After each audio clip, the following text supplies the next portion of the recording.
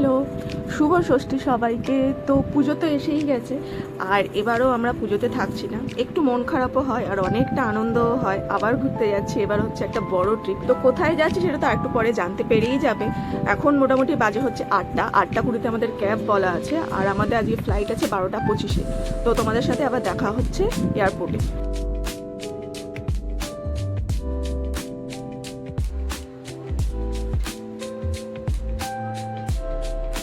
চলে এসেছি অনেকক্ষণ আগে এয়ারপোর্টে, সিকিউরিটি চেকিংও হয়ে গেছে। এখন মোটামুটি বাজে হচ্ছে 11টা 40 মতো, 11টা 40 শুনছি, 10টা 40 মতো বাজে। আর 1 ঘন্টার মধ্যে আমাদের ওই শুরু হবে, বোর্ডিং শুরু হবে।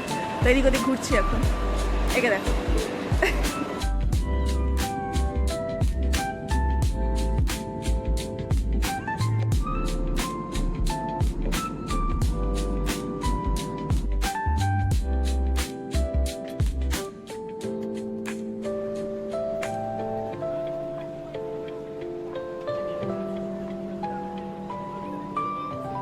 নেমে পড়েছি আমরা হলঙ্গি এয়ারপোর্টে। এয়ারপোর্টটা যতটা ছোট ততটাই সুন্দর।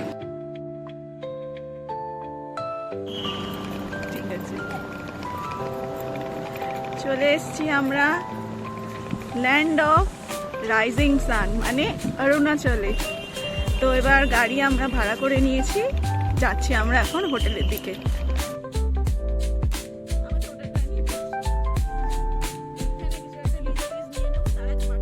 হোটেলে আমরা আধ ঘন্টার মধ্যেই পৌঁছে গেছিলাম, কিন্তু আমাদের 4 জনের এত জোরে খিদে পেয়েছিল, কোনো রকমের রুমের মধ্যে ব্যাগগুলো ছুঁড়ে ফেলে দিয়ে আমরা পাশে একটা ক্যাফেতে ছুটেছিলাম আগে কিছু খাবো বলে।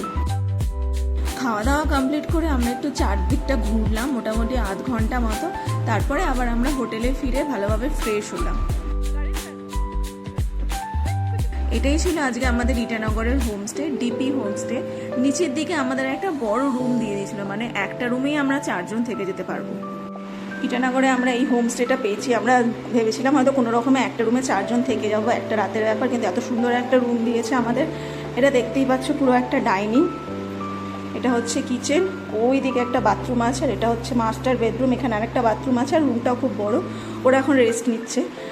আর এইটা হচ্ছে আমাদের রুমও ঘুমিয়ে পড়েছে, একমাত্র শুধু আমি ফ্রেশ হয়েছি, চান করেছি।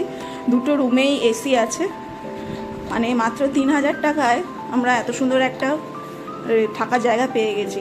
চা ফা করার জায়গাও আছে, আর রান্না করলেও ইচ্ছা করলে আমরা করতে পারবো, সবই এখানে আছে। ফ্রিজ আছে, এমনকি অ্যাকোয়াগার্ডও দিয়ে দিয়েছে মাত্র 3000 টাকায়, এত কিছু। তো যাক, মানে ট্রিপের শ্যুটটা তো খুব ভালোই হলো।